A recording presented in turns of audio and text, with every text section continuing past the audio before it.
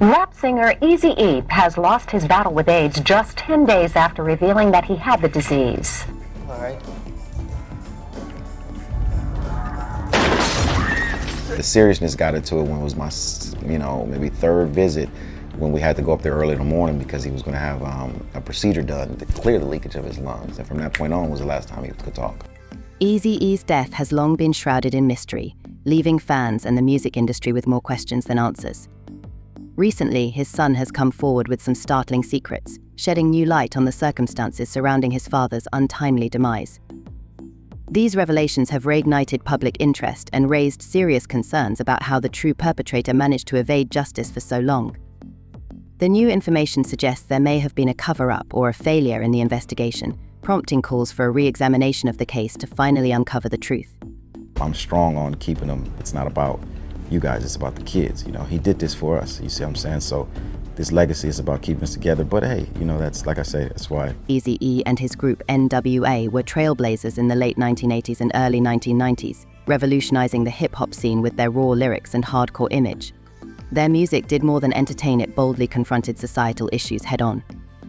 Despite their significant impact, Eazy-E's life was tragically cut short in 1995 due to complications from HIV/AIDS. Today, Eazy legacy. Not feeling well. And I said, oh, okay, where we going? You going to his house? It was odd. It was an odd day. So it's like, I didn't expect that it was possibly a weekday, that we're, I'm going over there. Like, he didn't come. Eazy-E's legacy continues to resonate, particularly through his son, Eric Wright Jr. In a recent interview with the Rec Collectors, Wright Jr. shared personal memories of growing up with his father and discussed how he managed to cope with the loss at a young age. To honor his father's memory, Wright Jr. is dedicated to promoting AIDS awareness, advocating for regular testing, and educating communities about the impact of the disease. Like, why does he ask me that? Like, I don't know. I like everything he does, you know what I mean? Like, but it touched me because you cared to ask me, so it stuck in me. Reflecting on the film Straight Outta Compton, which introduced NWA's story to a new generation, Eric Wright Jr. expressed appreciation for how it portrays his father. He views the film as a tribute that keeps Eazy-E's spirit alive and celebrates his iconic influence on the music industry.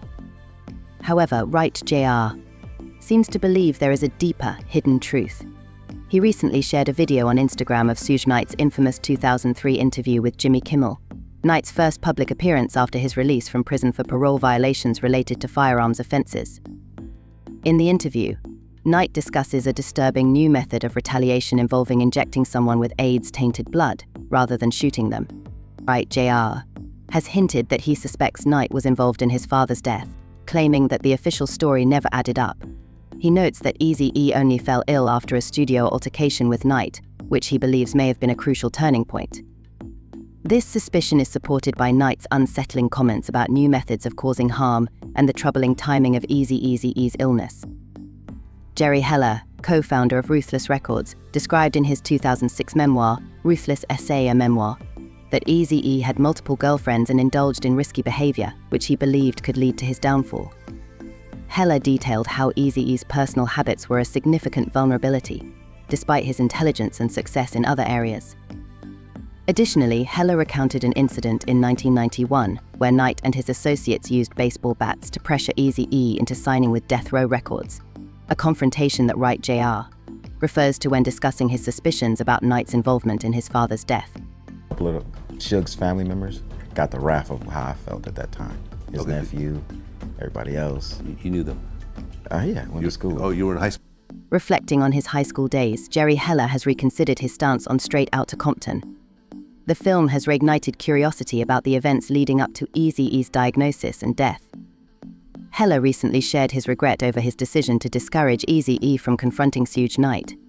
He admitted that he should have allowed Knight to inflict harm on Eazy-E, as he views Knight as one of the most morally repugnant individuals. Heller expressed skepticism about whether Eazy-E would have faced justice had Knight been prosecuted for his actions. He noted that no one has been jailed for the murders of Tupac, Biggie, or Eazy-E, and questioned the FBI's inability to solve these cases, suggesting it insults his intelligence to think the FBI couldn't solve these cases if they truly tried. Heller revealed that the most significant part of his life was the 8 years he spent with Eazy-E. He had arranged for Eazy-E to undergo a thorough medical examination by a renowned Beverly Hills doctor in July 1994, aiming to assess his health. Hella pointed out Eazy-E's promiscuous lifestyle and noted that he had 11 children with 8 different women, with 2 of these children born after his death. In the aftermath of Eazy-E's passing in March 1995, Ruthless Records reportedly provided financial assistance to 6 mothers and their children. Hella clarified that the exact number of Eazy-E's children was unknown at the time of his death, with his widow, Tamika Woods Wright, pregnant with their second child. Importantly, none of Eazy-E's confirmed partners or their children have publicly reported any health issues related to HIV. Hella described Eazy-E's medical treatment at Cedars-Sinai Medical Center, noting the unusual decision to bring in doctors from Norwalk Hospital, despite Cedars being one of the top hospitals globally. Journalist Carter Harris, who covered Eazy-E's final days, reported that Eazy-E was initially treated at Norwalk Community Hospital and later transferred to Cedars-Sinai.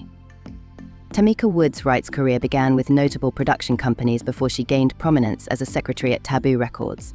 She later transitioned to Motown Records with Clarence Avant. Following Eazy-E's death, Tamika assumed the role of CEO at Ruthless Records. Despite facing initial skepticism, she successfully revitalized the company. Hella shared that Eazy-E and Tamika decided to marry shortly before his passing to ensure she would inherit his business. They were married just 12 days before Eazy-E's death, and Tamika subsequently had 2 of their children, with one born shortly after his death. The Whitman Walker Health Center in Washington, D.C., has confirmed that it is possible for Eazy-E to have fathered a child while infected with HIV, with both the child and the mother potentially testing negative for the virus. Justin Goforth, the center's head of community relations, explained that about 1/3 of children born to HIV-positive mothers contract the virus, while 2/3 do not, even without treatment. Goforth also emphasized that the risk of HIV transmission is significantly higher during receptive anal intercourse compared to vaginal intercourse. Additionally, he noted that the risk of contracting HIV from needle sticks is relatively low, approximately 0.333%, if the blood involved is known to be HIV positive. This information underscores the complexities and variances in HIV transmission risks, highlighting the importance of understanding different modes of transmission. Frost, a close friend of Eazy-E, has suggested a more sinister theory surrounding the rapper's death, alleging the use of tainted acupuncture needles as a possible method of infection. He speculated that these needles could have been used deliberately to transmit HIV to Eazy-E, pointing towards another figure in the rap world he ominously refers to as the devil. Frost's dramatic claims paint a chilling picture, yet no concrete evidence has emerged to substantiate these allegations. The theories remain speculative, with no direct link established between Suge Knight or any other individuals and Eazy-E's untimely death, leaving many unanswered questions in their wake. Despite the swirling speculation and intrigue surrounding Eazy-E's death, his legacy endures robustly through his substantial impact on hip-hop and his courageous public battle with AIDS. Eazy-E's decision to speak openly about his condition marked a significant moment in the fight against HIV/AIDS. His willingness to share his personal struggle helped to shine a spotlight on the global epidemic, challenging prevailing misconceptions and contributing to a broader understanding of the disease. By bringing his experience to the forefront, Eazy-E became a pivotal figure in health advocacy, raising awareness and fostering education about HIV/AIDS. Eazy-E's impact extends far beyond the boundaries of music, embodying the profound influence that artistic expression can wield as a catalyst for societal change. His role as a pioneer in hip-hop was not merely about shaping a musical genre, but also about demonstrating how art can address and illuminate pressing social issues.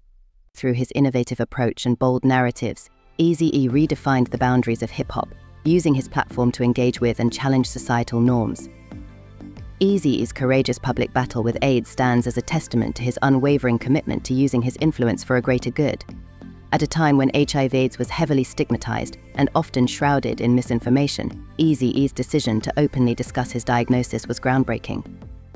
His willingness to confront the disease head-on and share his personal journey brought critical attention to the epidemic, challenging the silence and ignorance that surrounded it.